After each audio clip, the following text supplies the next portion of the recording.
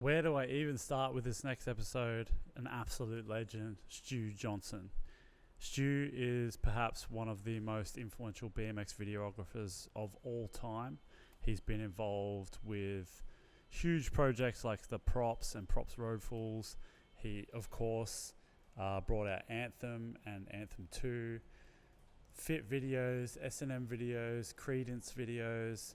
It's been nothing but absolute prolific pieces that have come out of Stu Johnson's library of videos. So today I've got Stu on. We talk a lot about influences and of course filming all the different projects that he has and the ideas behind how a BMX video can change someone's life, as well as technical ideas, how he sets up projects and things like that. Lots of cool information in here. I really enjoyed this one. Stu Johnson is an absolute legend, and I'm excited to share this with you today. Hope you enjoy it. Thanks for listening to another episode of The Backbone Zone. Stu Johnson, stoked to have you on The Backbone Zone. Thanks for jumping in, and yeah, excited to speak to you, man. My pleasure. Thanks for having me. No worries, man. We've been talking about this for a minute, right? Oh, mate, for ages, yeah. It's been good to...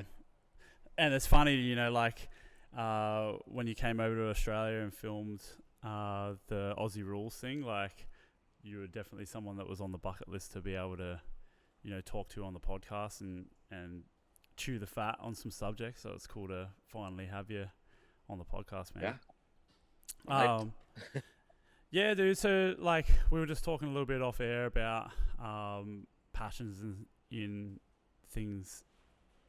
Actually, we were talking about Corey Martinez and his passion for wildlife photography and videography. I kind of want to know, just straight off the bat, how do you still find passion in what you're doing? You've been doing it for a long time, man, and you're one of the greats. I hope you don't mind me saying that, but you know, probably feels weird. Feels weird to say that, but I appreciate that. Thank you. Yeah, man. Yeah, you've been doing it, bro. So I just wanted to know what your how you maintained the stoke and the passion for it after so many decades now filming. Yeah. I mean, yeah, it's a good question. You know, like it's like anything. Like you know, you do it so much. There are times you go through burnout. You know, but it's not. You know, it's a wave. You know, like you might be burned out a little bit, but then like, you know, the next trip's coming up, and you're really psyched on the people you're going on the trip with, and like. You know, it's like anything, I think. Like, you love it and you do it. And what's that saying? You know, find something you love and, like, let it kill you or, you know, something like that. Like, to you know, let something that you're into doing, like, consume you, you know.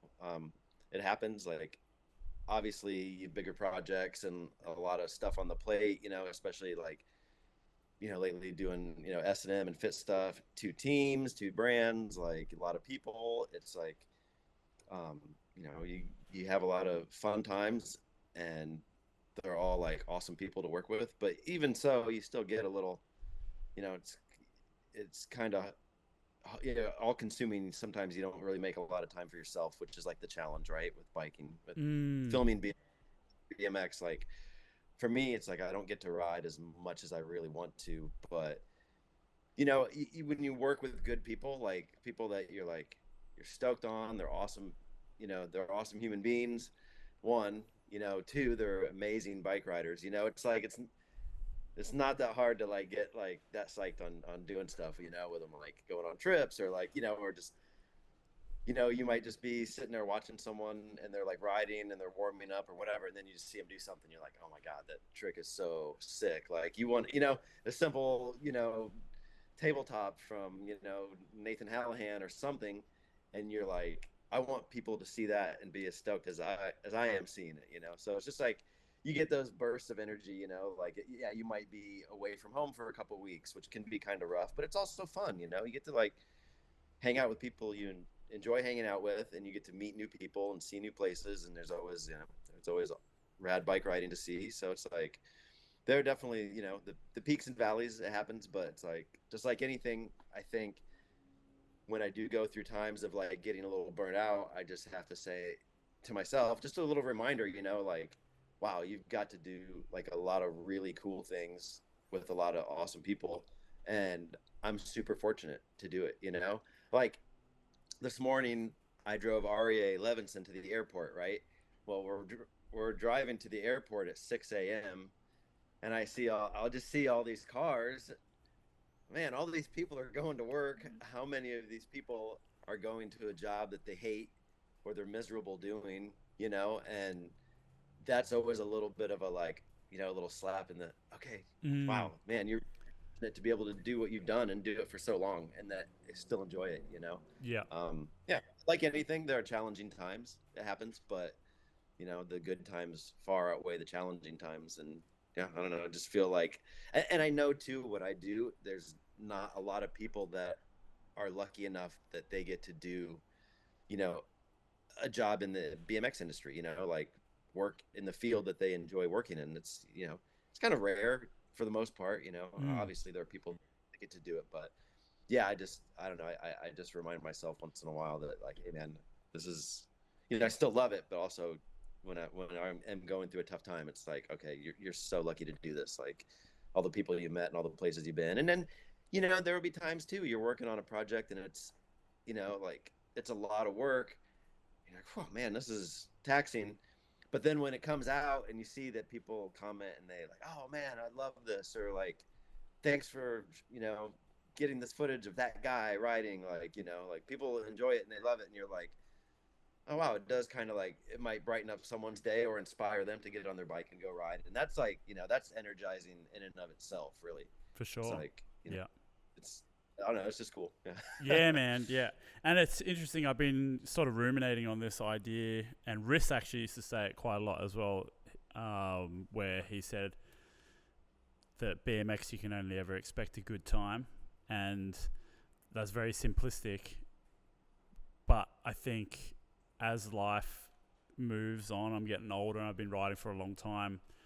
It really is like the memories that you create that sort of is the whole thing. You know, we were just talking about REA off camera, and you were saying about how he just sort of understands that he's getting to live this life of traveling and filming stuff and whatnot. And I think it's like a really important message, I guess, for kids, because it's always happened right through decades of BMX generations. It's like people think, oh, I want to get sponsored and earn big money or whatever the case may be, but at the end of the day, like the memories that you get to have from doing those trips and stuff like that, it's just really cool to hear that that's what essentially your life is, you know, is being able to capture those memories. It's a Yeah. pretty special thing. And I love the fact that, yeah, you've got this passion that continues to go on. And crazy, man, like you get to see these new riders come through just when you've had like this one wave of riders. Now all of a sudden the next wave.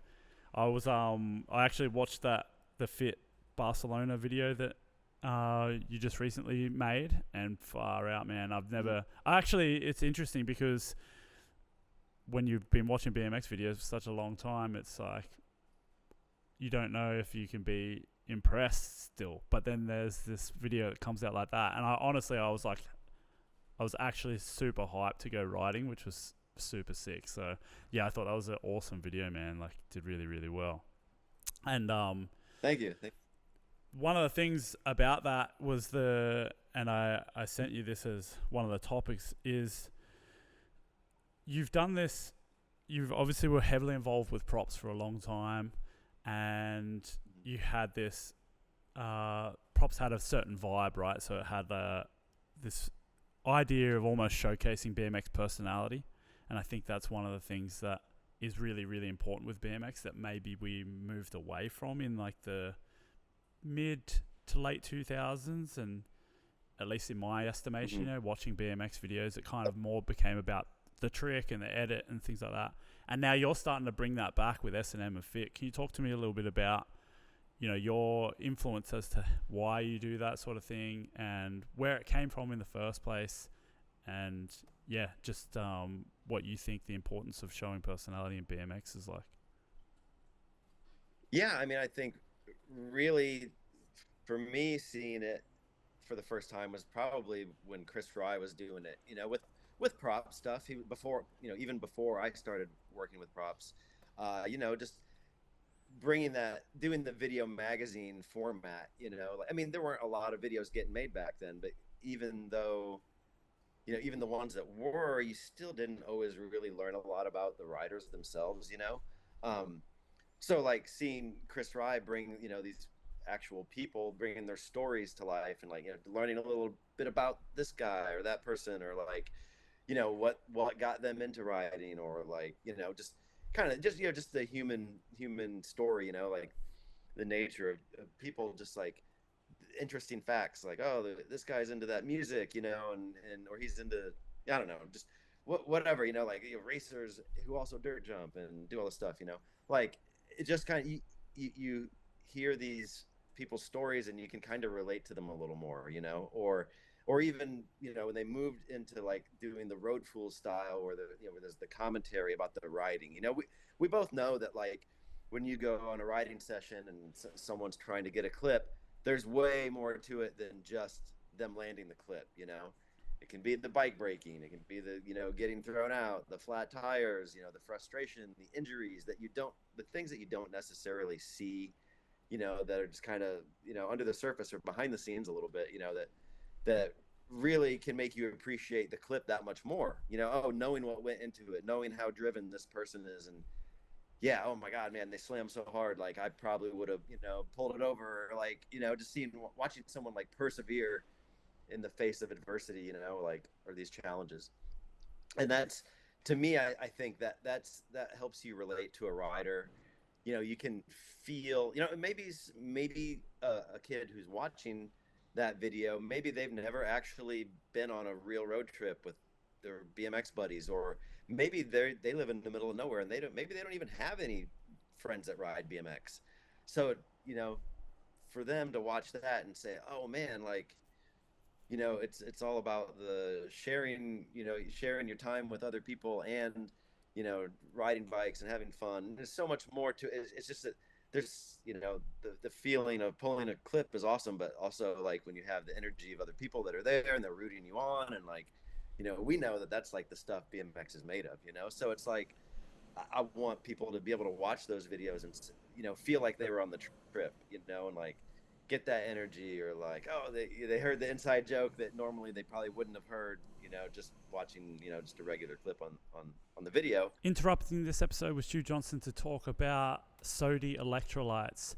That's right, Sodii Electrolytes are something that I use every day to help me with things like fatigue, muscle cramps, brain fog, and more. Sodii is an Australian electrolyte company that provides you with the correct amounts of electrolytes. So the perfect ratios of sodium, magnesium, and potassium that you can take every day to make you feel better. There's no sugar in these. They taste great. There's awesome flavors. And right now you can get 15% off by going to sodii.com.au/Tyson and using the code BACKBONE. Save 15% off. That's sodii.com.au/Tyson and use the code BACKBONE for 15% off. Now back to the show. Enjoy. Just making kids appreciate, BMX, like seeing the bigger picture, riders, whatever, like that's kind of really what I want to do, because I feel like, yeah, I totally agree with you. At a certain point, after props kind of, ceased to put out videos, you weren't really seeing a lot of that. There was still a little bit here and there, and I'd done a couple things. I don't know if you ever saw the Dig Pools Gold. We did a trip with like Garrett Burns. Yeah, for sure. Like, yeah. Oh man, we did a little bit of that stuff, and then I got hired to do the X Games Real BMX thing, and we were making the shows, which were like behind the scenes segments for each part that we made. So I just think there's so much, more to riding than just the trick, like, yeah, hearing the backstory and the vibe and all that good stuff that just makes it that much more enjoyable. And then you're like, you're kind of like, yeah, that's why I ride a bike, like, I mean, not everyone enjoys that, some guys just want to see the trick and the newest whatever, and they can't be bothered. It's a long watch. Sit down and watch an hour and 15-minute long video. Yeah. But cool to, like, read the YouTube comments, and it seemed like it resonated with a lot of people. And and it seemed like a lot of people, enjoy that format because there's Mm. not a lot of that game these days. So, Yeah. for us, it's also too, it's like it's a lot of pressure, to go on a trip with, I mean, all these guys are phenomenal riders and they're all capable of doing amazing stuff, but to like come away with a full project from a week, can't really do that with just the clip. You can, but then it's like a 5 minute edit, and it's Yeah. like things are, it's such a big undertaking, Mm. eight guys in another country, and that you really want to come away with something that you can be like, hey, this is kind of a big project, it's not just like another 5 minute edit that's gonna For zip by, sure. and, Yeah. Um, Yeah. Yeah. so Well. as far as a brand too, we wanted people to, it had been a while since we had done a fit project where we have the guys together as like a team. So we like wanted to get that across, like, hey, these guys, this is the team right here. These are the guys that are doing it, and we wanted to show that camaraderie and the jokes, and even adding the element of having the two flow guys from Barcelona in the video. Like, these dudes are amazing riders, but we hadn't yet got a chance to meet them as a crew, and like Mhm. for us, they were like solid dudes, great riders, but just solid guys to be around, and we just kind of meshed with them really well, and it was just like a cool thing for everyone involved. Yeah, for sure. Yeah, I mean, it's exactly what you said. Like in that video, some of the stuff that, well, all of them did, but there's some clips that stick out in my mind that Max Miller did. And I didn't even know, obviously, everyone knows Max Miller. If you ride in BMX, you saw that edit that came out that was off the Richter. Like, could have been Anthem 3 or something, but but it was really cool to see his personality. He's always so hyped, and then seeing all the other riders in the clips talking about if he does like the rail ride 270 and things like that, it really pulls the weight of the trick into the trick, so then it resonates more. I think that's so important.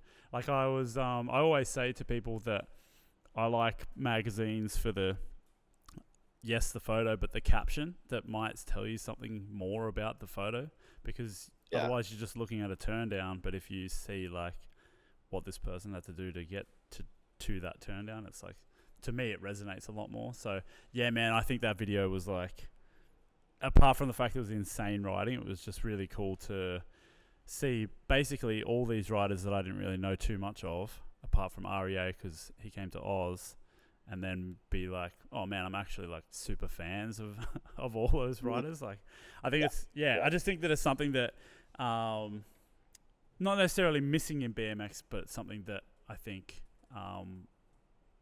is well needed in BMX, is showing why they're more than just a rider, so that you can actually become fans of it.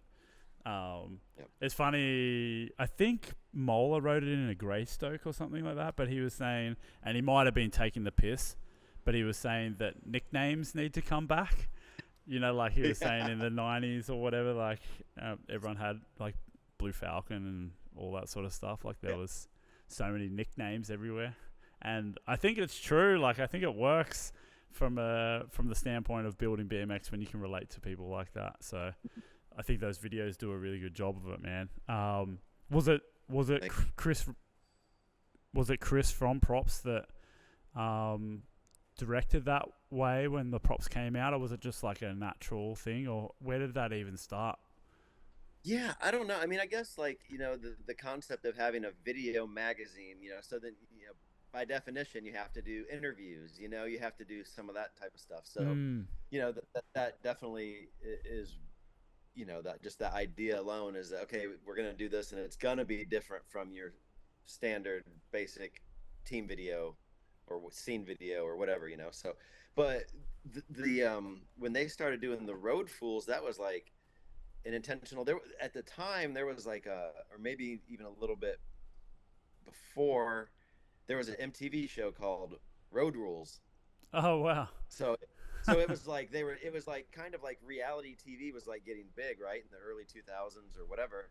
So it was just like a reality TV show where they had, I don't even know how they picked these people that were on it, but the concept, I think, was just like, take these people who they might not have even known each other really, but it was like you're doing a road trip with people, and maybe Mm. there were like there might have been like challenges and different things like that that they had to do on this show. But the thing was that they were all traveling, and there was interviews all throughout. So their idea was like, well, let's do a BMX version of that. Not minus the challenges, but you're just going to ride all these different spots, and you're getting all these guys together, some of whom do know each other, and some that maybe don't. So like you're gonna get these people like learning about other folks, like becoming friends or whatever, and just kind of obviously doing the writing portion, and the extracurricular activities. There's all sorts of opportunity for like funny, personality, Mm. just whatever things that go in it. But yeah, that was just it was just a idea of loosely basing it off this MTV show called Road Rules instead of Wow. Road Fool. No way. Yeah. That's crazy. I didn't know that at all. That's sick. I think I probably only ever watched 1 or 2 episodes of that original MTV show, but Mm. yeah, I did to like really to just like see the format and be like, oh, this would probably be kind of cool to do something similar with BMX. Yeah. And I think too, at the time when they did it, it was like kind of winter time, and Props was based out of the Midwest, so it's like winter, snow, like. I mean, they always traveled for Props, but they were like, it might have been like the slow part of the season, and they were like, well, let's just do this thing and just see how it goes. And it's going to Mm. be like, they knew like its own full video, like, and it just took off. People were just, it resonated with people so much that they're just like, oh, wow, this is like a thing now. We have to like do these, like we have to Yeah. keep, it's like, just because it went over so well. But it was cool. Yeah. People like, people really resonated with it because it's like going on a road trip with your friends. Mm. BMX, Yeah. you bust each other's balls, you give them a hard time, you joke with them or whatever, but like you also have a ton of fun riding the same stuff and supporting each other and whatever. So Yeah, for sure. It's funny that you say that because I posted I did a jam down in Newcastle, so it's like quite a ways down, just above. Oh, you went to Newcastle when you went to Barnsley.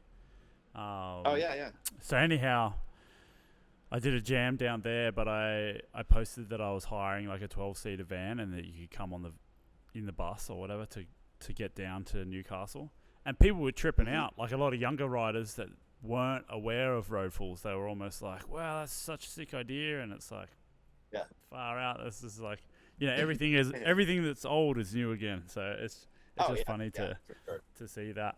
But yeah, man, I think that to talk about the personality of BMX, I really think that yourself and obviously a few other people, Props big thing with Chris and Marco, is it? Yep. Making that whole thing. It's a big reason if you look at like the correlation between BMX popularity and those videos. Like I really think that that's like a big reason why BMX took off. Like everyone had Props. Like everyone wanted to get to the next road fools and things like that. But conversely, like I just wanted to go into, what your thoughts were and with your experience, like, when you see the way that BMX goes through these highs and lows, and do you think about the importance that BMX videos plays on that, and what are your thoughts on BMX? I mean, I don't know if I've ever thought about it too seriously. I guess I just stay focused on the stuff I'm doing. Yeah, and that's good advice. if I have projects on my plate, then I'm like, okay, cool. Like, stuff that I'm looking forward to that we're doing. But I mean, yeah, it really, I don't know. It's interesting to think like how it, how it does go through these peaks and valleys and yeah, I mean, I guess kind of that whole, the whole thing with the web videos and the full, real video, not that web videos aren't real videos, but full length videos and web videos and, Yeah.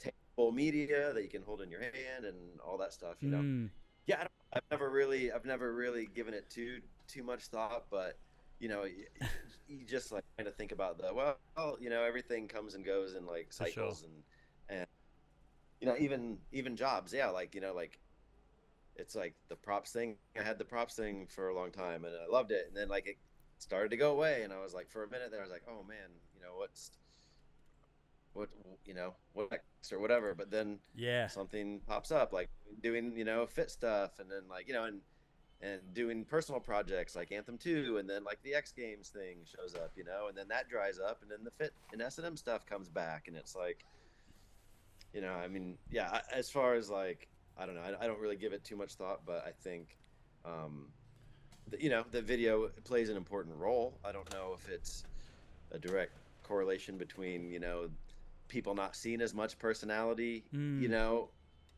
and maybe a dip in the popularity of BMX, but I mean, that's for me. That's what I love. I'll watch videos and edits that that are just straight riding stuff. But Yeah. for me, most of the time, the stuff you remember is like the personality and the jokes and the all that good stuff that goes with it, all the human nature stuff. Not just like, is this trick better than that trick, or Yeah. I don't know. It's like you like what you like, and then I don't know. I don't know where I'm going with this really, but it's I get it, man. Like, there's obviously more than one way to skin a cat with personality in BMX, and I do agree with you that maybe I just sit here and theorize and think too much about all that sort of stuff because I don't know. I guess I'm just obsessed about not necessarily like the success of BMX being attached to monetary, but you just hear a lot of gripes and groans about BMX not doing well, and then I personally don't feel like that because I love what's going on like right now in 2026, like for me and for the crew around me. But I always just think about maybe it's a grass is greener type scenario. We had props where it was very personality heavy and things like that, and then we moved into like people would showcase these wild. For some reason, Harry Main comes to mind. Like there'd be a 3-minute edit that comes out, and there's all these tricks that you've never seen before, and people love to see that. And then it almost like hits a saturation point, where it's like people can't get better than releasing this 3-minute edit because now social media is here, and the best trick is later that day, on Instagram, and now I love the fact that it's sort of turning around and going back to this like personality point where people have more than just tricks as a reason to relate to riders. So yeah. Yeah. I mean, we all have like the things that we like, that we personally like the most about BMX, right? So it's like, yeah, those things are cool, like a fire edit or like a crazy Instagram clip. They're all great, yeah, but like something. Yeah, but it's like the personality-driven stuff is like usually what resonates with me the most. yeah. And like, I don't know. I feel like that's something that is kind of missing with a lot of like, say, let's say like X Games for instance, like the park contest or the street contest or whatever, like it's not open invite, like for me, like if so I watched a lot of those contests and I'm like, okay, that's cool, but like if they could make that stuff open invite and then do the stories on the underdogs coming in, that's something I would be like, oh for sure. Yeah, I want to see the kid from nowhere come in and smoke half of these guys, like just because that's interesting, like, and that's like, it's just exciting, it's just exciting, like, yeah, you watch half of those things and they're good, the writing's good and stuff, but some of it's pretty predictable, like for the most part. yeah. But you add a human story, like a human element to the story, and then that would be something that you could get, like, I feel like you could get a lot of people to be like, invested in personally, Yeah, that's really true. That's very true. Yeah. I want to see something that I didn't know I was going to see, and a reason to really get behind somebody, like, I mean, I get it. It's like, then you got to, open invite, then you have to do a whole nother event. It's all this budget. It's like, it's hard to do, but, I don't know. For me personally, I think that's like the cool thing about BMX. That's the cool thing about the internet, is kind of being the equalizer a little bit. You have a kid who lives in the middle of nowhere, who would maybe never get a camera pointed at him, like a real camera or media outlet or anything pointed at him and he can just take his phone or whatever and post a video and it can blow everyone's minds, but like to see that on like even a bigger scale with contests, like Yeah. where these people, a new element to it, where you really have a reason to root behind, get behind someone and root for them, an underdog or whoever, really, because a lot of the guys that are in it, you don't really know much about them. So like you're kind of just going by like the riding. Oh, well, I like how that looks, or I like that trick a little better. But once you like know their personalities, then you really want to get behind somebody and I want to see that dude, do good because his story is amazing. Like For sure. he persevered to where he's at, or something like that. Yeah, for sure. Yeah, I don't know. Dude, I actually think about that all the time, just with I don't know if it was 100% legit or not, but even when X Games used to create rivalries between, like there was like Dave Mirra versus Jay Mirra type rivalry, like there was a lot of storyline behind that, and it was interesting to see. And I also think with what you're saying, it would be interesting because then you might see the no-name kid really trying to send it. Like if you're talking about competition. Oh yeah. It's like, imagine there's a kid up there and it's his one shot, like as I mean, all the other guys there, yet they've all earned where they're at. They all deserve to be there, but you pretty much can call out who's going to be on the invite list for a lot of those events, imagine if you just looked up and there was a kid you've never heard of before and it's his one shot to do it, and then you show a little bio on him and you're just like, man, this kid's working 60 hours a week at home and he's riding, every minute he's not working, and like, I'll give you a chance to really get behind somebody and be invested in the show. Like, oh, is he coming back next? Hey, I got to watch that one too, Yeah, that's it. There's a lot of possibility with that kind of stuff and storylines. Totally, man. We'll switch gears just a little bit. I just wanted to talk about some of your earlier stuff and just some of the earlier videos that came out that you brought out. Obviously the first Anthem and 1201, all those sorts of videos. How did it feel? I guess two questions. At the time, it would have, well, you can tell me how it felt filming those videos, but then now looking back and seeing the resonance that those videos have had, what's it been like? Yeah, I mean, it's interesting. Like at the time making those early projects, it's just like you just kind of were doing it because it was fun, right? You might have made a couple bucks doing it, but you didn't like think, oh, this is like some career building, beginning of some career, or like, laying the groundwork foundation for like, a couple decades, like, in the industry or something. Like it was just very pure. You're just like riding with your friends and you're like, oh, this is fun. I want to point a camera at them, or, like, or even like the Anthem, first Anthem is just like, I lived in Bethlehem, Pennsylvania for a year. So I was about a 20 minute bike ride from Posh. So me and McGilla would go, and we lived with Taj at the time too, and like just the level of riding down there on a daily basis was like mind blowing. Yeah, wow. Like, I was in Indiana, but it was like, we had been to Posh and we were just like, holy shit, and like the trails were progressive, the riding was progressive. It was just like stepping it up a few notches, So that was it really. Like, hey, get some laps and then okay, I'm done. I'll pull the camera out and film some guys, or when you knew it was like a really extra heavy day, a lot of dudes in town, you'd probably be like, yeah, I'm not gonna pick up the bike much today, just because like I want to document it. There was no internet, so you couldn't just like log on to something and watch like all your favorite riders. You had VHS tapes, but you had to buy them, and there weren't a lot of people putting out like videos, scene videos, whatever. There were some, but it wasn't like it was like anything that you had probably owned, you had probably watched it 100 times or more, like, so for me, it really was just like, wow, these guys are amazing riders. And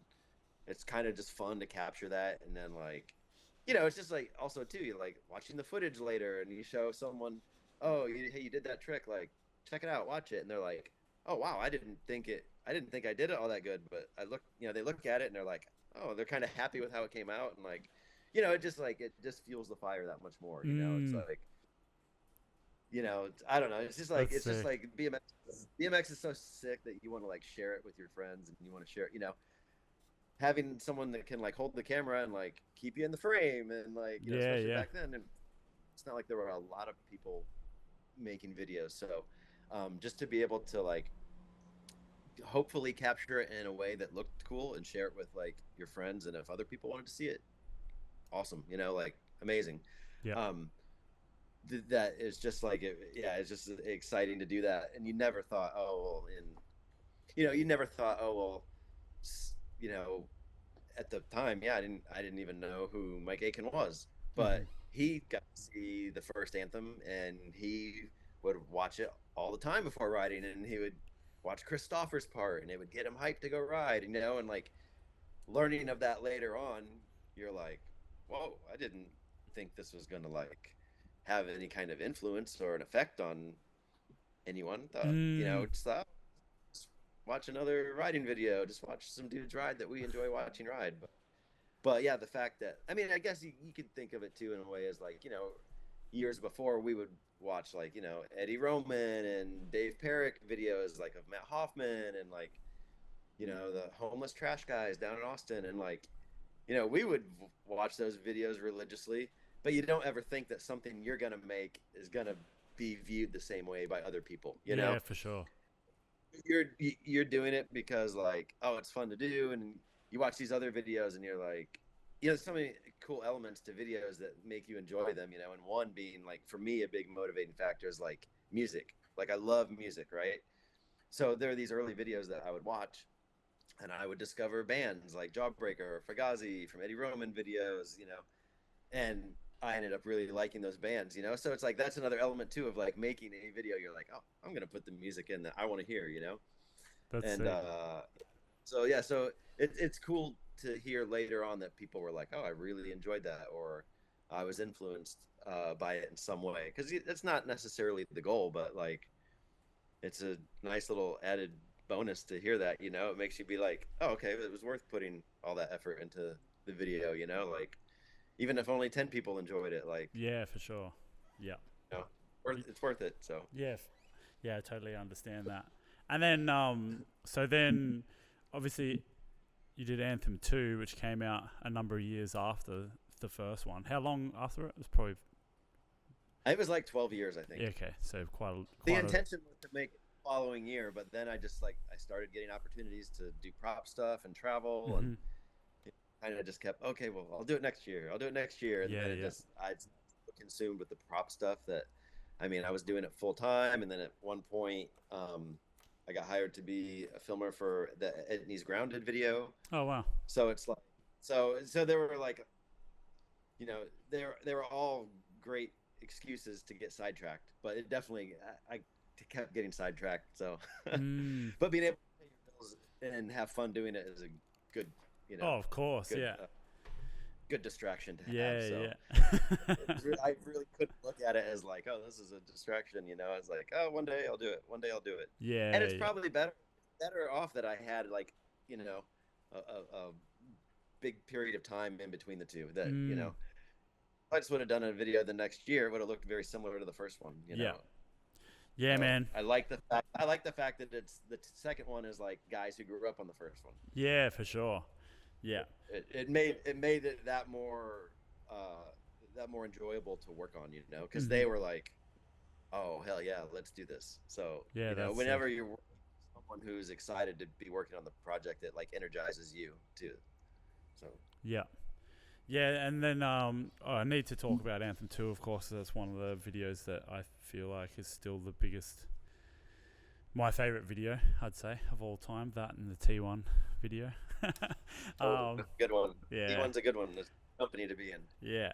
Um, it's actually my favorite videos are Anthem 2, T1, Square 1, Wide Awake Nightmare. Oh, Um, nice.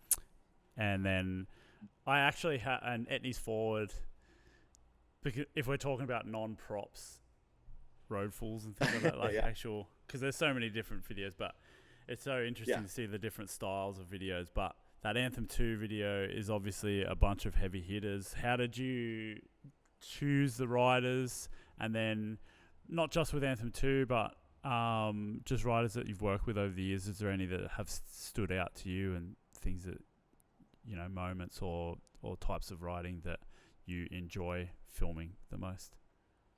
Yeah, I don't know. I mean, I think with the Anthem 2 stuff, that was a lot of like, obviously it's going to be like a trails kind of or transition with a little bit of gnarly street, like, it's like, and not like technical riding, kind of the big burly stylish, that type stuff. It was a lot of like, by getting a chance to do this prop stuff, I ended up traveling with Chris Doyle. I'm on a road full with Chris Doyle, and he's asking me questions. Oh, what was it like, on the filming the first Anthem or whatever, so then he him and him and Aitken and I, these guys had said at some point, oh wow, we really love that video, like, or or read it in a magazine that video was a big influence on them. So just like hearing that and knowing, okay, well, this is kind of the style that I want the next one to be, and the fact that these guys grew up on it, I thought that made a lot of sense. It was like, okay, this is like, the second one is kind of a byproduct, in a weird way, of the first one. Not obviously not that just that first Anthem video is like, dictating the way anyone rides specifically, but that it was one of many influences, Mm-hmm. So for me, that aspect was really cool. Like I went, oh, okay, the videos, the idea of the video has grown into just being like a lot of these guys that were influenced, like, the impact that it had. It's kind of showing like the impact, later, which was, yeah, it was cool. So that's how half of those guys came about, and two, just like traveling, like I'm still doing the prop stuff. So I'm traveling, but sometimes I'll have a couple days off, or I'll run into someone that I'm like, I wanted to include a lot of guys in the video that were like, in the friend section, it's like older guys that you ride with, it's like, man, I still see, I still run into this guy occasionally, and he's still shredding, but he's not like on a team. He's not going on trips. He's not putting out content. I love knowing that he's like still riding, just still riding. I don't care if he's doing the most progressive, whatever. I don't care that he's not like going into contests and winning them or whatever. I just knowing that person still enjoys BMX, it's like, oh, I want to include them. I want to like, I wanted it to be, people see it and be like, oh wow, that guy, oh shit, I haven't seen that guy in a while, like. So that was a big thing with a lot of people in the friend sections, was doing that stuff. But yeah, it was just guys that enjoyed it, and like, and Sean Burns, who you wouldn't think, like you wouldn't necessarily think, oh, he loves watching trails. It's like that video was like one of the videos he grew up on, and he was like, he knew the video inside out, and he was like, that might not be his style of riding anymore, but he enjoyed it. And I think in a weird way, he does embody a lot of that simplistic bike riding, but just on a different terrain, mm-hmm. Big gaps, he's not like spinning the bars everywhere, there's no tail whips. It's like a double peg, a gap, an ice pick, a toothpick, like a toboggan, tabletop. It's like, so to me, it just made a lot of sense. And the fact that he was just like, so into the first one and that style of riding back then, that I'm like, I got to have this dude included, So yeah, it's a lot of that, like people being like, oh, this kind of helped shape me as a rider. And for me, that's like, oh, well, that's the style of riding that is, it's this style, but it's just taken to the next couple levels, It's like, you could look at Ground Chuck's part in the first one, and then see how a guy like Mike Aitken got to where he is. Oh, for sure, Ground Chuck, like. Yeah. So yeah, I don't know. I don't know if that really answers. Oh, totally, yeah, yeah, 100%. Yeah, and obviously the crew that's in that video is obviously insane, and I can't have you on the podcast without talking about Mike Aitken, only because I remember that you had a Ride UK. I don't even know if it was an interview, but it was something, and I ended up I got for Rissa's birthday actually. You had this little excerpt blurb that said essentially you can be 28-year-old single cable thrift t-shirt at the trails, you can be 35-year-old, or you can be a 40 and it doesn't really matter because BMX means different things to different people. It was the same magazine issue you had, like a little thing about you filming Anthem 2. It wasn't out yet, and I don't know if it was in that or not, but in my memory, it's like you said that Aitken filmed the entire thing over the course of like a 7-day period. Pretty much, yeah. Probably about 7 to 9 days, I would say, for the most part. Yeah. Yeah, that's insane. Yeah.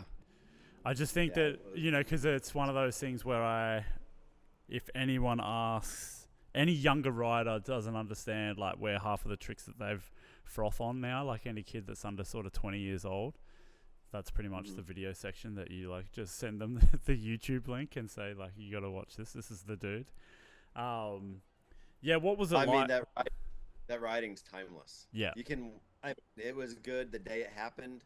I mean, it was incredible the day it happened. It's going to be incredible in 40 years. Like, I mean, that's kind of the whole idea with like the Anthem stuff is that like, a lot of videos will come out and then, maybe in a couple years, a lot of the tricks have been one-upped or they've been whatever, it's like kind of a timestamp on when certain videos happen. And that is with videos I've worked on too, like Etni's Grounded or, just whatever, like, but yeah, a section like Mikey, it's timeless. It's never going to not look good. It's never not going to be, and that's just a testament to the insane talent that he is. But you're always going to watch that and be like, I can't imagine not watching that and going like, for sure. Yeah. Holy shit, that was amazing. Yeah. When the sessions were going down, so you obviously got clips of Aitken, Doyle, Yeagle, bunch of crew at Posh. Was some of those sessions the same session, or was it like how was? Yeah, that was like the idea was to spend. I'm a little foggy on it, but the idea was probably to spend like a week or 10 days in like the Bethlehem area. Posh half of it, Caddy half of it, or whatever. Or maybe the trip started in Pittsburgh for a day or two, and then then drove to Eastern Pennsylvania. But I mean, yeah, the idea was just to like get a bunch of these dudes together, have a big session at the trails, day after day after day, and let them pick, like they're all gonna have, different lines and different tricks they want to do, and even if a lot of these guys have a similar style, you're gonna see, a Clint Reynolds, look back is going to look different than a Chris Doyle turn down or a whatever, Yeah, for sure. Me, I could watch all those guys do what they're going to do. It might, to the person that doesn't, isn't a BMXer or they're not really up on whatever, like maybe they're newer to bike riding and they can't spot the differences as easily. But like, for me, I could watch all those guys ride the same line. They could all do the same tricks, and they're all going to be enjoyable for different reasons. Yeah, for sure. So that, like, okay, we're just gonna, get all these guys together. It's a cool bonding experience for like the video, like that they're all there riding the same stuff, and just take our time there and just like, okay, whenever you're ready, let me know. We'll film that line whenever you're ready. So it wasn't like, hey guys, we're going to Posh for one day. Like, yeah. You want to get the guys get really comfortable with everything and then be able to ride it when they want to ride it, So that was the idea, was that we were there for, whatever we had scheduled, a week or something. But then, obviously Mike, he had his injury and that was in the middle of that trip. So that definitely put like, cut that short, unfortunately. But yeah, he had him just a handful of days at Posh, maybe 2 or 3 days at Posh. Me a couple days in Salt Lake City, a day or two in Pittsburgh, a day in Pittsburgh or whatever it was. But it wasn't, a day in Jersey. I think we went to Area 51 one day on that trip too. But like, it wasn't much more than a week, really, for him to film that. That's crazy. And it was kind of that thing, like obviously the injury and I think I didn't even know if I had all the footage organized for a long time, but I was like, I'm getting ready to sit down and start organizing it, whatever. And I'm like, hoping, oh man, I hope we have enough for a part. Because you just kind of forget when you're filming it, you're seeing all this crazy stuff from everybody, and it just goes so fast and it's a blur. And then you go sit down and edit it, and you're like, oh wow, this is for the amount of time, the little amount of time that got to be sunk into this project for that part. Like the writing is phenomenal. And there's the dig edit, which is like the leftovers edit. Yeah. Which is like, so 2 edits that came out of like 8-9 days, Yeah, 7, that's 8, 9 insane. days. Like with some of those days, other guys being there filming too. It's like, Yeah. it's mind blowing. Yeah. I just wanted to ask you just about actual technical question about filming. Like, where did your influence from filming come from? Was it something that you just naturally got good at? Or I feel like you're really good at being able to showcase speed in clips. Like the quickness that the rider's traveling at, and you just have a certain style. I almost feel like when you're filming stuff, you can almost tell it's like a Stu Johnson clip. Do you have like influences that come from that, or how do you set up to make sure that you're doing the rider the most justice? Like, do you have in your mind when you get to somewhere, are you thinking of like a particular way of how you want to film stuff? Like, do you have a checklist or anything like that? Is there? Yeah, I don't have a checklist per se. I think for me, it's like I get to the spot and I want to do the clip the most justice that I can. I want to, if this dude's going fast, I want to be able to tell he's going fast. Or if he's going far, like, or high or whatever. I want to make sure all those elements are represented as good as I can. So I guess I just try and give it some thought.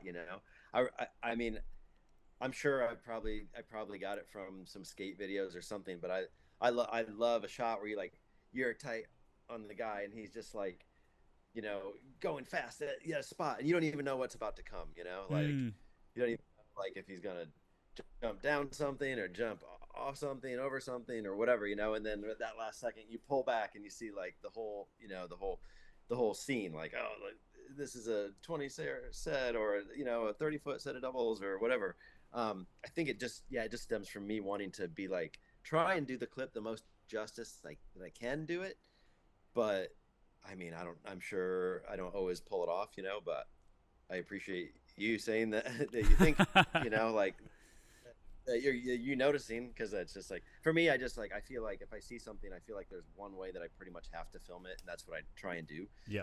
But I don't know if it, for me, I guess I just really want, I mean, it happens with almost every clip. You're like, you see the spot in your life, you're like, oh, the video didn't do it justice. That's pretty much every clip of anyone ever, no matter what video I see, and then I see the spot in their life, I'm like, wow, it's just really hard to do that. It's like, but that's something that I try and do, especially for the sake of the rider, if they're putting themselves in like a dangerous position or whatever. But yeah, I don't know if I have like any kind of technical checklist or anything. I just want to relay it to the viewer, like, what makes this clip crazy or dangerous, or whatever.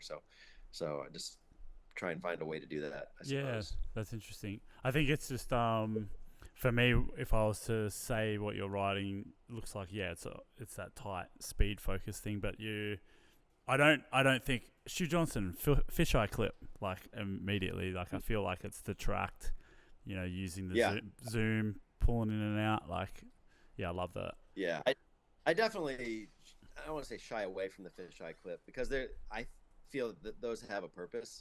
But a lot of times when if a clip is really big, a spot is really big, fisheye is the thing you kind of go to when you need to make the spot look a little bigger, or you need to help it out a little bit, and if you're using it on a big spot, me anyways, I see the fisheye and I'm like, oh, that spot must not be as big as I think it is. Yeah. Like if I see someone using the fisheye, I mean, I'm sure there are times where I've used the fisheye and I probably shouldn't have, but I mean, there's no right or wrong way to do it. So it's like, I hate like specific rules when people say, oh, you can't do this, you can't do that. Like, I feel like someone is capable of pulling off like a specific, different people are capable of breaking rules, and you're like, oh, well, that looked pretty good, even though people say you're not supposed to do that, so it's like,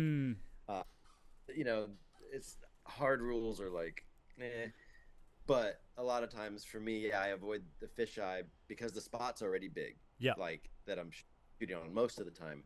And I just think if I put a fisheye on it, it's gonna maybe not, maybe not do the spot any justice. Yeah, Yeah. there are times where I'll, if you can get two angles, like, it's nice to do that because there is that, that aspect of a fisheye that just like distorts things and it just can make them look super crazy. Yeah, for sure. Like, Yeah, yeah.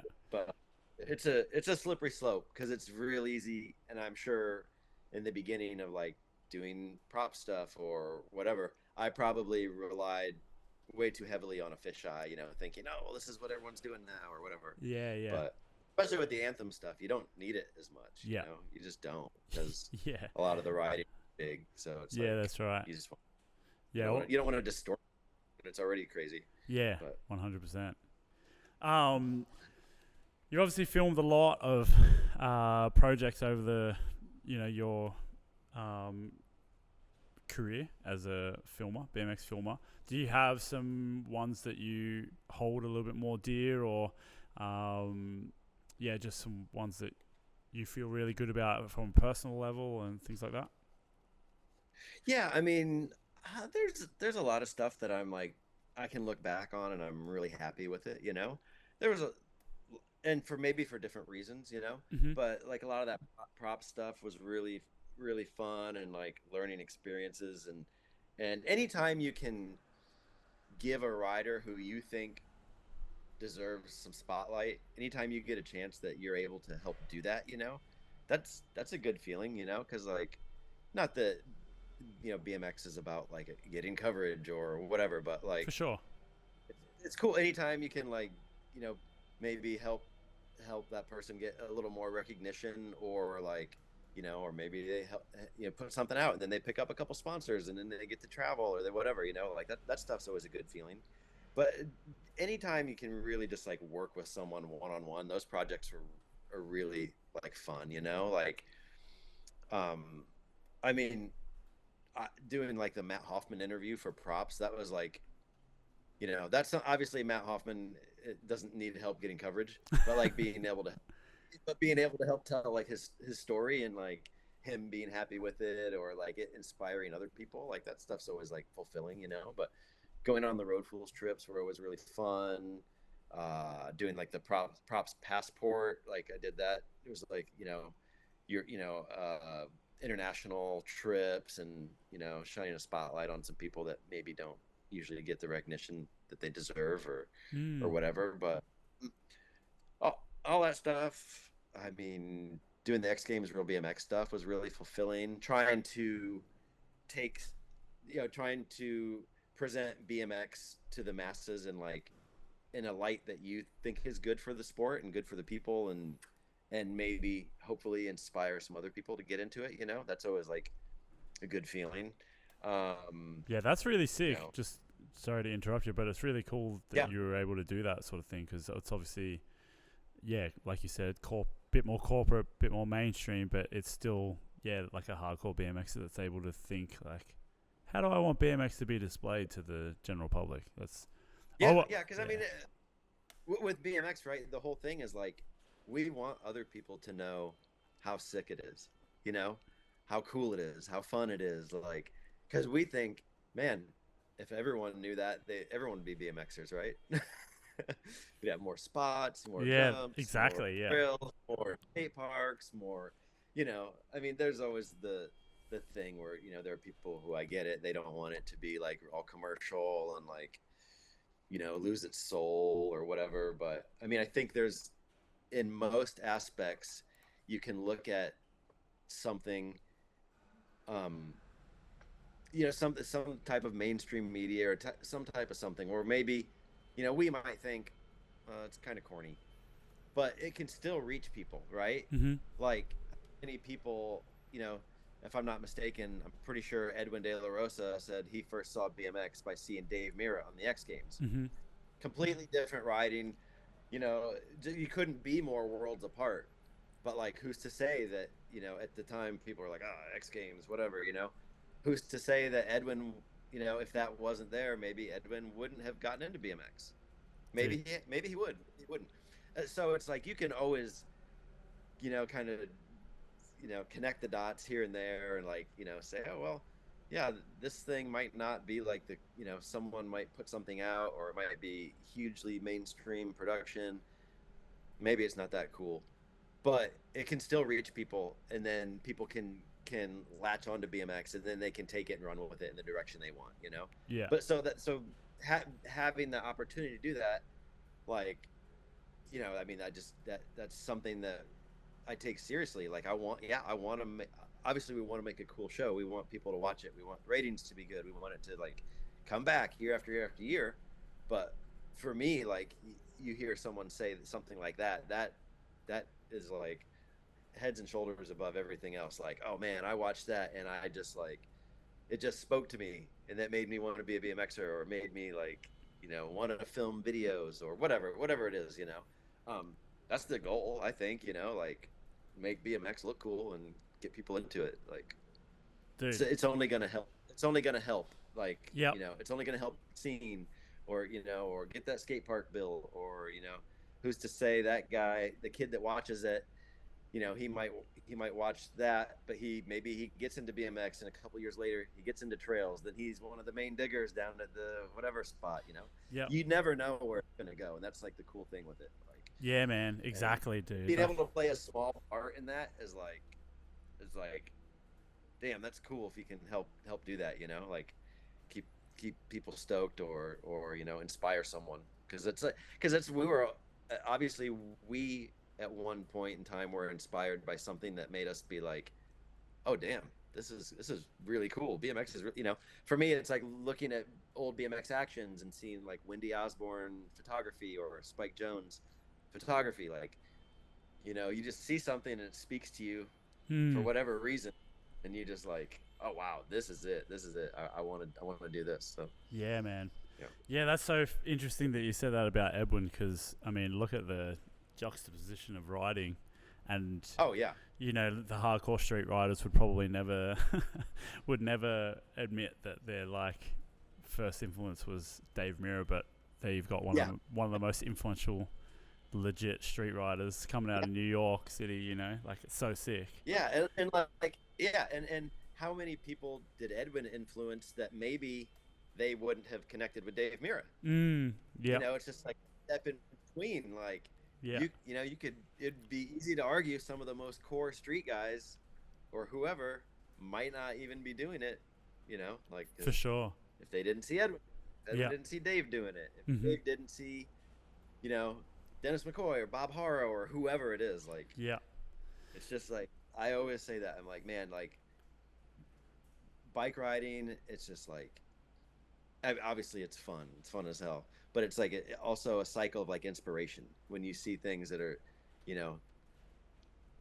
I don't know, like, be it a park or a trick or a jump or whatever, that's like makes you want to do that, and then you go and you do that, and then hopefully that's going to get someone else psyched, and it just kind of keeps the ball rolling. Man, for sure. I actually, speaking of cycles of influence, I find myself, like, Edwin was a massive influence on my riding, but you would never be able to tell. Like, I remember I just would watch Can I Eat, like, over and over again, like his part, just his style, And then that's the same with, like, I actually found a lot of inspiration from that Fit for Barcelona video, to be honest, because now I'm getting to see these fresh riders that I don't normally pay too much attention to. Matt Nordstrom, but then seeing how clinical he is with what he does and whatever, and then obviously Max sending it gives you, after all these years, still these new like levels of stoke. It's really fun to drop that, like, oh, I only need to watch trails, or I only need to whatever. Like, you kind of can draw influence from everywhere. So yeah, it's definitely really fun. Yeah. You can, because with riding, you can watch people that don't do what you do, but you can understand the work and the dedication that goes into it, and the passion. Yeah. And that by itself alone is, respectable enough to be like, oh man, that's not me, but that's pretty cool. Like, yeah.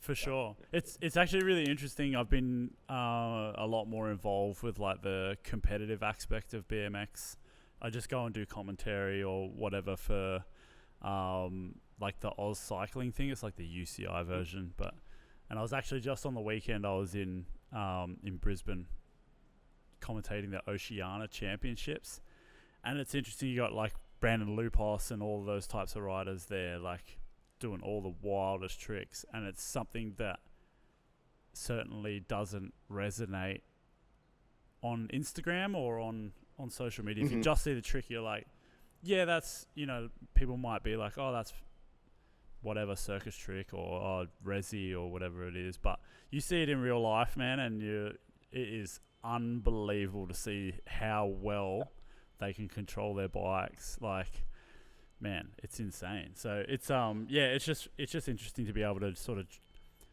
let go of those preconceived notions of who you are as a rider, and then appreciate some of the different styles of riding. And you think too, it's like a lot of people that are like maybe they're kind of shit talking that or whatever. Like, I get it; those guys do it, repetitively, and they, so they're trying to go there and nail it in the run and stuff. But a lot of these guys talking on making shitty comments or whatever, yeah, they don't know anyone that's ever done that trick. They've never seen it in real life. To them, it probably doesn't even seem real, like. Yeah. But I guarantee, if you're on the deck and you see someone do that right in front of you, at the very least, you're gonna go, "Wow, that was wild." You might not say, "Oh, it looked good" or whatever. If you're into watching stylish tricks or whatever, but you can't deny that, like, that's pretty crazy. Like any of that stuff is pretty crazy, dude. It's a lot. Like, I was kind of thought too, like, watching videos and stuff, you see, like, especially when I was younger, because it's like there weren't many skate parks or whatever. You see a guy riding vert, you see a video, you're like, oh, that's pretty crazy. But the first time you ever stand on the deck of a vert comp and you're watching all these guys, like, your mind is blown. Like, all the years I got to, like, help out with contests and go to contests, it was each time getting up on the deck, it would be like the first time. You're just like stunned that these guys are going so high and this ramp is so steep, and you're just like, your mind blown. Like, to see anything in real life, it just adds a whole new element to it. Like, but to be so far removed that there's a screen in front of you, and like, you know someone that does this, like, it's easy for them to be like, to write it off or whatever. Because another thing, I feel like, this guy, whoever it is, like, if their friend did that trick at the park, they'd buy him a beer. They'd be like, they might a little bit, but they would be like, dude, that was crazy. Like, but since it's someone they don't know and it's on the internet, it's easy for them to, like, write that person off. Or, but yeah, I mean, it's always been like something to go to events, or, be lucky enough to be able to film it, like, in the streets or at the trails, or go to an event and look at the stuff happen right in front of your eyes. It adds a whole new level of appreciation to it, even if it's not your flavor, like, you can't deny there's something wild in front of you, like, for sure. You're just a hater then, you just want to be a hater. Speaking of, this is just because you just said it, have you ever filmed stuff where you were like, basically, what's the stuff that sticks in your head as, like, the most incredible stuff you've ever filmed? And you filmed a lot of stuff, so I don't expect you to just pick. Incredible. Yeah, I don't even know if I could, like. There's been so much stuff that I've been impressed with, or, like, just blown away. Like, it probably has to be like spot stuff, right? Like, it'd have to be something that's spot specific. Yeah, that's a lot of it, or a park where there's just like a transfer that's, obviously I filmed Morgan Wade do some insane transfer, like, stuff that you're like, that shouldn't be possible. But true. But anything like Brian Yeagle, Aitken, like, Burns, like, I've been lucky. It's weird to say that, like, that's my job, that I film dudes do crazy shit on bikes. That it's like, not that I'm numb to it. It's just there's so much that's happened. It's like it's just kind of almost overwhelming to sit there and try and think about it. Yeah. And, like, pull a few out. Like, yeah, it's that's crazy. Yeah, I can't it's even. crazy.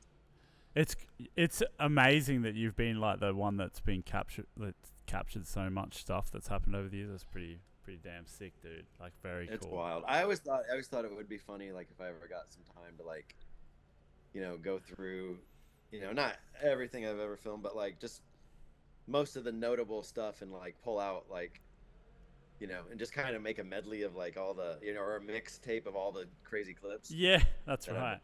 Anything that I was like terrified to film or like, just, blown. Yeah, but yeah. It'd probably be a pretty long edit. Like, oh, mate, it would be massive. Yeah, I don't know. It's weird. It's weird to think about. Like, yeah, there's so much stuff that I can't. It's hard to pinpoint. Yeah, I can't. For some reason in my mind, the like Van Homer's Holy Fit, like a lot of the tricks that happened in the Holy Fit video, like it would have been so crazy to the second to last, the handrail manual. Yeah, that like the skinny first try. It happened first try. That is like it was ridiculous. It was like the most against all odds. Like pretty much like set up the cameras. He's off site. Like because the second he rolls onto the scene, we're getting kicked out. Wow. Like and he just rolls up and just does it. Like I mean, I've got rails local to him, so he's looked at it for years. But there's nothing that like just go. I mean, that happens is like, oh man, this clip is so far-fetched and the scenario, whatever it is, we're probably going to get kicked out. It's like the odds are, stacked against you. And then you come away from it with the clip and you're like, you feel like you won the lottery. You're like, I can't believe that just happened. There's been a lot of moments like that it's hard to like to start thinking like, saying that it's like, it's true, and it just even in one video, like that video, like Sean McIntosh has a bunch of those. Man, dude, like Dan Conway, like and that's just one project of 1 year, Yeah, wow. Or years really, but like, and then you throw in going on 10 different Road Fools projects and mega tours and like whatever. It's hard to pinpoint. Yeah, man. It feels weird because I think I feel like I should have something that jumps out, but there's just so many that it's like. No, I get it, I don't dude. even know Mate, about it. even just watching, like I've watched it all. I couldn't even imagine being the one that's filmed it all. Like, it would be that's overwhelming. The amount of cool shit that you've seen. Yeah, and I mean too, you almost kind of like you're looking through a little eyepiece when you film it. There's an element of you almost feel like you weren't there. You understand all the energy and the anxiety and the whatever nervousness that goes into it, because those are some pretty high stress situations, especially if someone's about to do something they can get really hurt at doing. The cops might be on their way. Sean Burns, like the cops are definitely on their way.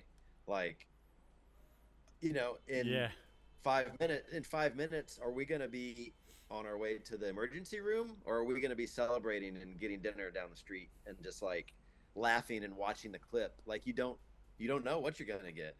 So I mean, when you can have really really unfortunate days where people get hurt seriously, or you can have days that are just like you feel like you won the lottery and it doesn't. You're like That's crazy. It's a crazy thing. You never know what you're going to get when you go into the office, dude.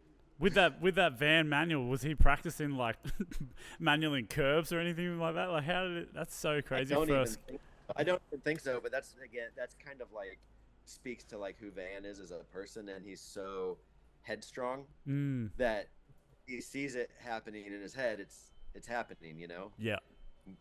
Regardless of what gets in the way, like he's not stopping unless he's broken in half. His bike's broken in half, or the police show up. Like he's so laser focused that like you can't even like if your battery's you better be ready. The camera battery better be fully charged. Camera's ready.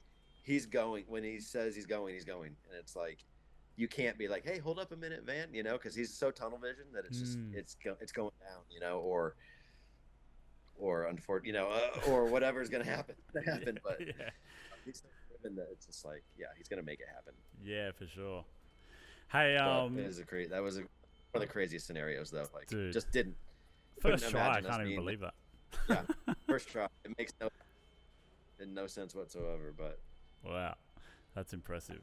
somehow. So when are we getting you back to Australia?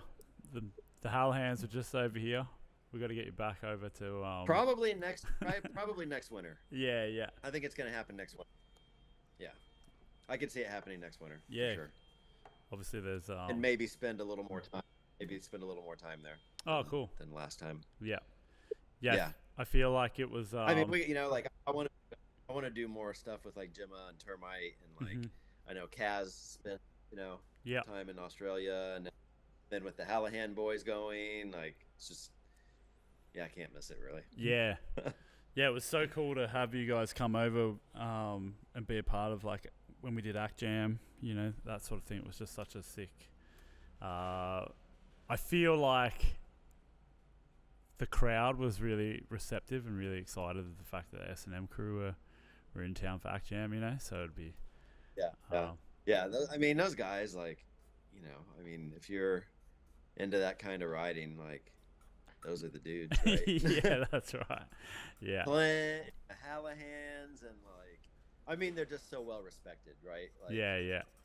That's especially right. if you're a trails rider, like, who lives it more than those guys, like, or I should say who, I mean, there are people out there doing it and living it, but if you're excited about a brand, that's probably the one you're, it's born from trails and racing, like, Yeah, for sure. Yeah. Such a well respected and just awesome dudes. Yeah. Obviously they're gonna help you get your spot up and running before they even pick up their bikes, So it's as a trail rider, that's like, you don't want some dudes to just roll in and act like rock stars. You want some guys that are like down to earth and they do the same thing you do, and that's. Yeah. From a business perspective, you seem to be. Are you working like as a contractor for S&M and Fit, or what's this? Mm-hmm. Yeah. Yeah, I mean, I basically just work full time for them. But oh, cool. Technically, I live in Texas, so I'm just like an independent contractor. Yeah. But yeah, I do work full time for them. So. Yeah, that's awesome. It's cool. Does Mole give you free reign, or has he got like a bit of an idea about what it is? I mean, it's mostly, I don't want to say free reign, but we, like usually if I have an idea or something and I come to them with it, they're usually all about it. They're really easy to work with. I work closely with Melissa, Chris's wife. Yeah. And she's great to work with. She's very open to, like, if I have an idea or, whatever, she's usually all about it, and if there's something that we need to, like, kind of sort something out, we'll go back and forth. And, it's like you can't work with other people and just like not be able to budge on something, Of course. You need to be like, okay, well, I can see, what, your side of things, and then you see my side of things, and, we meet halfway, or like, but it's very rare. It's usually just like, oh yeah, cool, let's do it. Like, like the fact that, and a lot of times I'll run the stuff by the guys if we have an idea, or it's just like, I don't know, it's almost too simple, really. Just like, hey, you want to go on a trip? Yeah, let's go on a trip. Let's make this up. Or like, or we'll finish a trip and they'll be like, oh, how'd that go? What do you think? And maybe I'll say, oh, well, maybe it went as good as we hoped it would, and then we're going to make this out of it. Or, or maybe we hit some bumps in the road and it didn't quite get all the stuff we wanted. So we just kind of make these other little projects out of it, or we divvy up the footage or go somewhere else. And they're like, yeah, cool. Okay. They know that I want to make cool stuff. Yeah. And, we're working with guys that want to make cool stuff, and they're cool guys. Like, it's very rare that, I can't even really think of an instance where we had an idea and it got shot down or anything. Really, it's like, as long as we're out doing stuff, they're happy with what we're making. So. Yeah, that's cool. Have you? A lot of that content, it kind of just makes itself. It's like, with the people, with the personalities that they have, like Clint, or doing the Hallahan, doing the 9 Acres stuff, it's like, they're just interesting people. They're kind of funny, and for sure. Like, speaking of the 9 Acres stuff, like, it's sick. Even you were talking about giving some shine to people that aren't really in the limelight as much. Like that last one that come out with Nutter, I just thought that was that was super sick. Like, Yeah. just really cool to still be able to showcase riders that aren't out there as much, you know, but he's clearly doing it. Like, he's doing heaps of stuff, but it's just really sick to sort of see that. Yeah, and, it's cool because, like, you know, like Nutter's a guy who's like a big influence on Lucas and Nathan and Shane. You know, like, they love him, but Nutter's also a guy who, like, you know, he's maybe on the East Coast, he's out of the spotlight. You know, he just kind of bounces around and does a lot of little things that kind of on his own. He's not, you know, down in Austin a lot, or normally this winter he has been a little bit, but it's just like, for me, okay, we want to do the show and it's about the Hallahands, but I don't want it to just be about what the Hallahands do every day.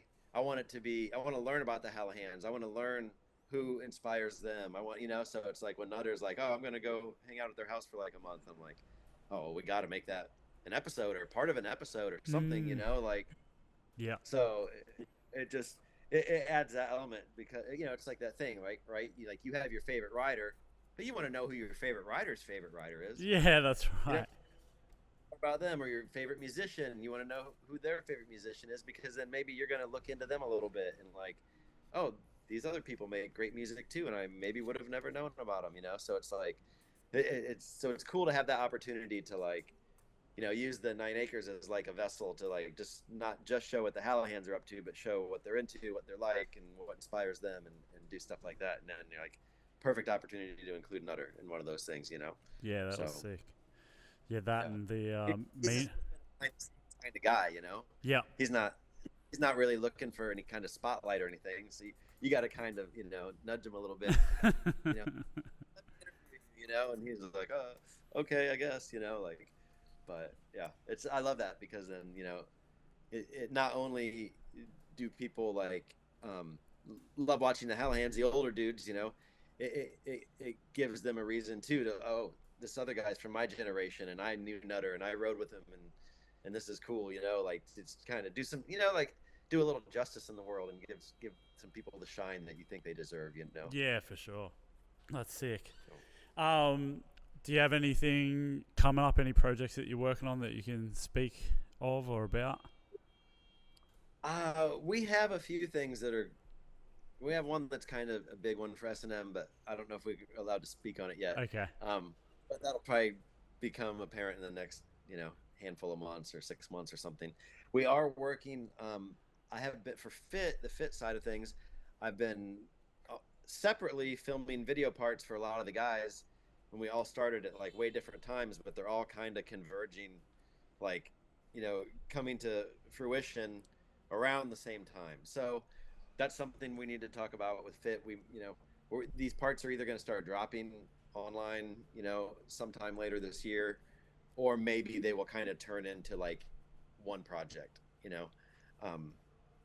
It's just some ideas, you know. There's some other people involved that we'd need to kind of catch up with a little bit more, but so we might see some kind of I don't want to say like full length Fit thing, but like semi full length with parts from the younger pro team, and then try and include some of the older guys a little bit here and there too. Oh, so cool. Oh, that's sick. But yeah, so we got a bunch of irons in the fire, and nice. You know, we'll be doing another Pond Fest video this year, and yeah, sick. You know, some trips around that, and so it's always like, you know, there's always a lot of like, okay, let's shoot for this thing, hopefully it happens, you know. And even if it doesn't happen the way we see it, there's still something else that's going to come out of it that's really cool. So yeah. I just want to ask you a couple more sort of technical questions just before I'll let you go soon, but I just wanted to know what your sort of process is. And maybe this can be advice for people who are filming or want to be a filmer for BMX.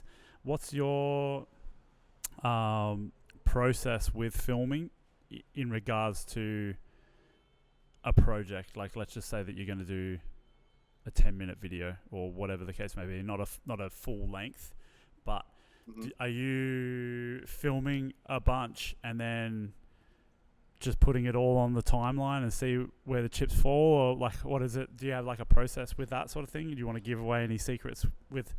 And then how long would that take you to go from, if you were to make, let's just say the Fit, that was a massive project, but the Fit Barcelona thing, because it's obviously an hour and 15 minutes. Like, how long does it take to go from you've just finished filming the last clip to then putting out a project like that? I mean, let's see, when did we do that trip? I mean, it was probably about a 4-month time period, maybe from when we filmed it to when it came out, I think. Oh wow. I'm terrible. I'd have to look at a calendar, but that's definitely not all just hammering on that project. You know, that was the biggest project I've done in a long time. I mean, obviously, like Aussie Rules and Fit Barcelona, you know, you're just filming everything you can. You know, even Fit Barcelona, we had a second filmer. We had Peter Adam on the trip, so it's like double the amount of the riding footage. You know, but the interviews, you know, you're doing 4 hours of interviews for one guy, you know. Wow. So you know, so you could have up to like you know, I mean, you could have up to 25 hours of interview, you know. You're using double angles on the interviews, you know, like, so yeah, it just depends. It's like a lot of those projects, I don't really have a like, okay, start the day we're done filming and just go until it's done. It's like, now I'm like, you know, we have to do Factory Fridays, we have to do 9 Acres, we have to keep constant, you know, social media presence and stuff for both brands. So it's like, you really, for me anyways, for those projects, I'm juggling like a lot of stuff. I'll try and have some, you know, get a little head on the social side maybe, and put some stuff in the, you know, set it aside for us to put out over the course of 5 weeks or whatever. And then I just spend like a month where I'm like working on this video every day. Wow. Yeah, and those projects are pretty, especially in the beginning, they're pretty overwhelming because you're trying to organize all this footage, you're trying to organize all these interviews, especially when you're going through hours and hours and hours of interviews, you know, you're like, you take the chunks that you think are gonna, you know, pertain to the writing, or like, you know, or maybe like 3 guys might all say something similar, and you're trying to figure out who says it the best, or maybe you're cutting it up into like, you know, all 3 of them saying something that is cohesive or whatever. It's very time consuming. So wow. those projects, yeah, and then especially in the beginning, they're pretty overwhelming, and there's, you know, you'll easily spend a whole week working 10 hours a day on it, and you're like, I feel like I haven't gotten anywhere, because you're still not watching the interview spliced with some writing, you know, like, you just know you have this clip of this trick and these tries, and you have that set in one timeline. You have another one where it's these guys all talking about it, and then, you know, I have 3-4 guys talking about it, and then I'll watch them all, and I'm like, what makes the most sense here? Is you watch it over and over again, and you're cutting the little pieces here and there, and you're rearranging the stuff. It's like, it's like, you ever play that game Memory? It's like with the cards, and you're like, Oh yeah, all laid out. yeah. You're like, you know, you're looking for a soundbite, or it can be maddening, but yeah. The longer projects, they just take forever, and that's probably one of the reasons you don't see them very often. You know, like Chris and Melissa, they know that these projects are really important to do, especially at Fit Barcelona. You want to portray the team as a team, like they're all interacting, and it's, you know, it's, what's the point in having a team if you have, you know, all these guys and they're all in these different places? You want a team aspect to it, where they, you know, like, where they are on the road and they're sharing this experience with these other guys and they're bonding over it, you know, and you want to show that. It's like, it helps give your brand an identity, I think. Like, For sure, yeah. they know how important that is to the brands, or you know, or they understand it. It's the lifestyle. It's not, you know, S&M that is a brand. If any brand, it's about the lifestyle than it is about the tricks going down or whatever, you know. So they understand these things are really important to like the culture of BMX, and it's, you know, it might not be for everybody to watch, but when you read the comments on those videos, a lot of people talk about how much they enjoy those projects where they see the personality and they see the guys interacting, and and that's kind of like, to those people who, that culture is really important to them. Those are the projects that resonate to them. So they understand, yeah, these video projects are massive. They're a huge undertaking. They cost a lot of money. Like Fit Barcelona, it's, you know, 8 people going overseas for 10 days or whatever. It's like, it is expensive. It's so expensive. And a lot of brands don't want to dump that kind of money into a project, obviously we try and cut corners and save money wherever we can, while we're on the trips or whatever. We're not like, it's not like extravagant meals and whatever, but, you know, we bring, a few of us will bring the camping mats and I'll sleep on the floor or whatever, I Mm-hmm. don't need a bed. I'm not throwing myself down a 20 stair rail. Um, but they understand that these things are really important to the culture, and they it, to them it's like worth, all the work and the money, and needed to make it happen. So yeah, I forgot what the original question was, but it's just like they Oh get no, it, it's, yeah, that usually it's the payoff is really just in the watching it, how much it resonates with people and how much they enjoy it, and mm, ultimately that, you know I mean, a lot of BMX, like a saying that, a lot of the Australian BMXers were really excited to see the Credence guys or whatever, the Hallahans. That's why they watch the, Live Free or Die video or whatever. They know what these dudes are all about, and they respect it, mm-hmm. and that's how they know what they're about, through projects like that, and Yeah. showing what they're into and what they've done and all that type of stuff. So Mm, it's personality is like, yeah, the writing's great, but these guys have like the personality to go along with it, and it's like we want to showcase that. yeah. Yeah, that's So interesting, man. Very cool to see that play out. And tips for you guys, and you just got to jump in and just like keep plugging away at, keep chiseling away. It's like chiseling away at a mountain. You're like, yeah. oh my god, I know at some I know at some point this is going to be finished. I'm going to get there, but it's definitely a challenge to do in the beginning. But Yeah. I mean, it's Nah. like anything, right? It's like a trick. You might have an idea for a trick you want to learn, and maybe you're nowhere close to having the skill set to do it, but you keep trying, you keep trying, you keep trying, you get a little closer, and eventually, you're probably going to get there pretty close. So Yeah. Yeah. No, that's cool, man. That is cool advice, and it's sick to be. Yeah, I get to watch all these videos that you've done over the years, and it still is super entertaining. To be honest, um, certainly one of the things that gets me stoked is watching something that you've done, like with the S&M crew and whatnot. So, and like I said, this Fit Barcelona video, which I wasn't. It's not like I am tonguing at the bit to get to watch like fit riders that I don't really know many of. But yeah, after watching that, I was like, I was frothing. So it's cool, man. Hats off to you. You've definitely done a really good job with all of the videos that you've done over the years. And yeah, I am super excited to watch the next thing that comes out from you. That's for sure. So, nah, it's been awesome to have you on, Stu, and thanks heaps for making the time, man. Stoked. thanks, I appreciate it. My pleasure. No worries. Do you have any final words or anything like that you want to say? uh I mean, I don't know. No, yeah, the whole BMX thing, it's so cliche, but it's like you got to enjoy it. Like, so many people have like, maybe it's nice to have goals and, all the hard work and all do that, all that stuff, but if you don't enjoy it, it's like, then it's just like a job, Mm-hmm.